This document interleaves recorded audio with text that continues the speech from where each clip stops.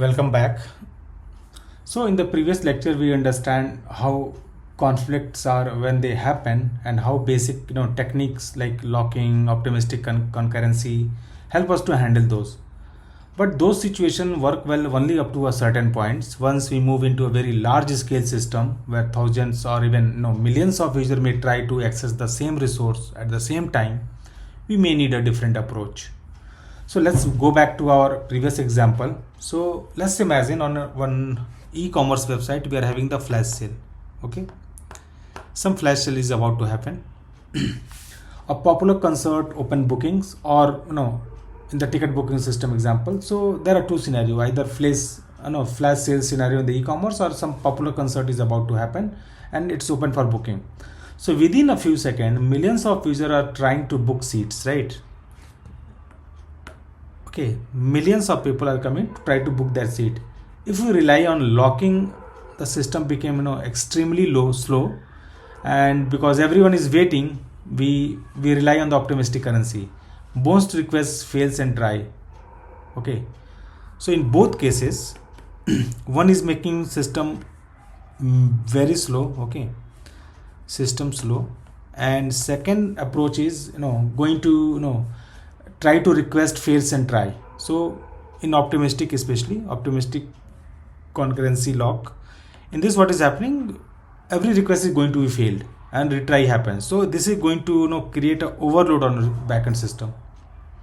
So instead of allowing all these requests to hit the resource simultaneously, what if we change the system so that update happens in a controlled way, a controlled manner?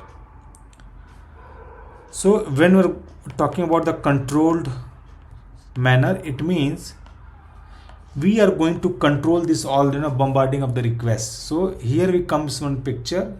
I mean, here this leads us to the idea of queues,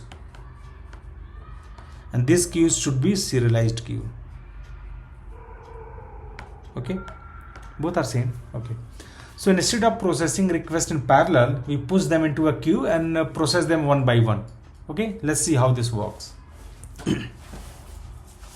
So I have a user request, and this when request is coming, let's move to the queue.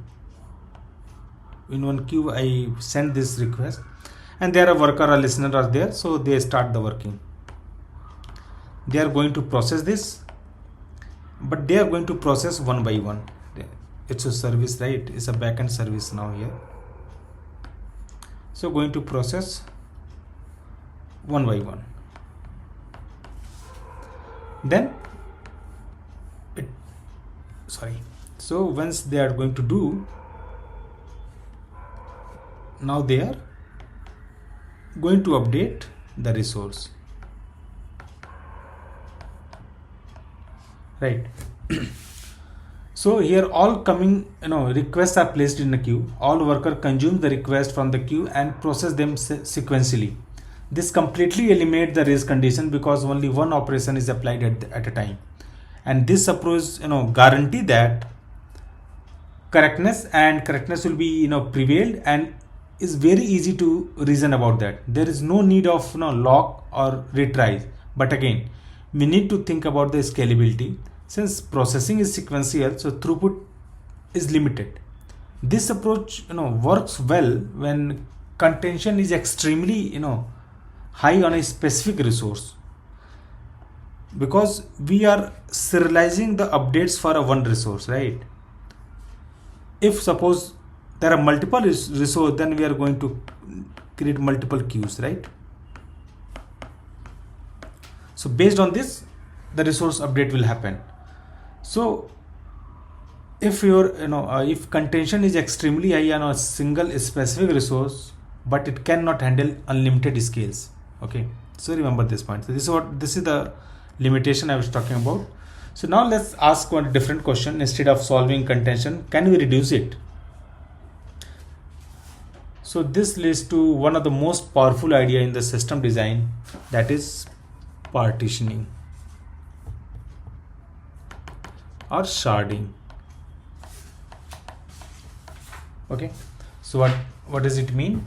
So instead of having one shared resource that everyone is trying to access, we divide the resource into multiple independent pieces. Okay, so let's take our example of ticketing system. Suppose you are having multiple rows. Suppose this row is having 1 to 50, this is having 51 to 100. There are multiple seats are there actually. Okay, so here what you're trying to see, instead of treating all the seats as a single resource, we divide them into across multiple shards.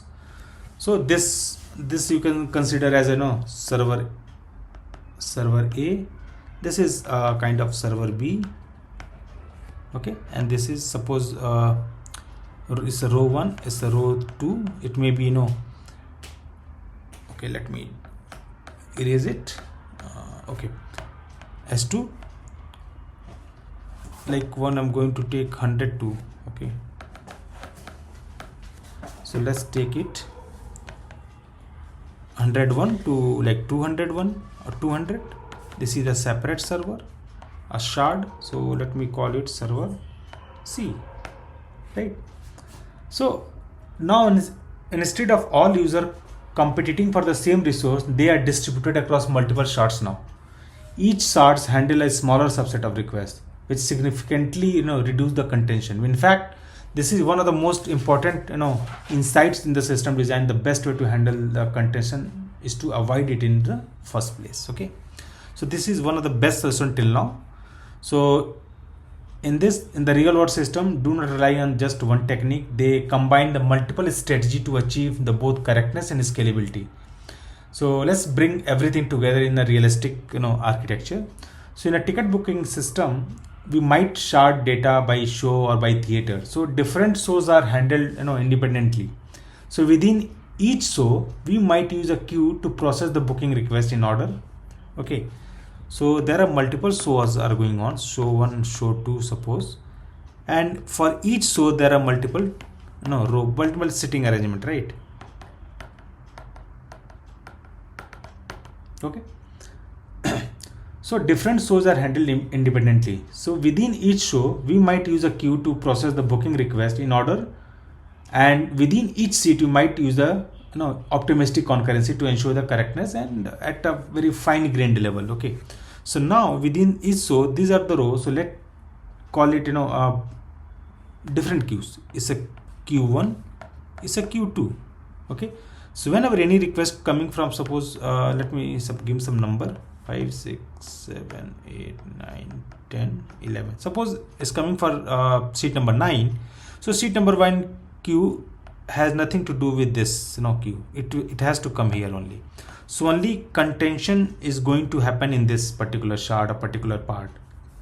Okay, and within this, there is this seat is going to be a part of contention. So here we can use optimistic lock, because we have reduce the base array where we are going to apply our logic. So the whole data has been reduced where this has to be applied. So sharing of the data has been reduced now. So we can apply this approach, optimistic concurrency here. So let's understand the flow. User is coming, user is going to book the shard by show. We have already defined this, and queue per show is there, queue per show, right? And then within a show, we are going to talk about OCC principle per seat, and then final booking happen, right?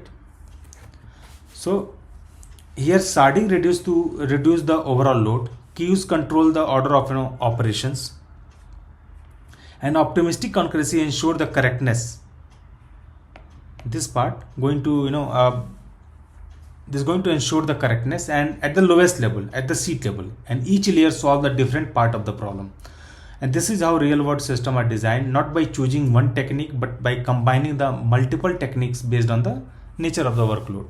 So whenever someone is asking about this, so or asking about the contention, so they are not just going to test whether you know the locking or OCC or not.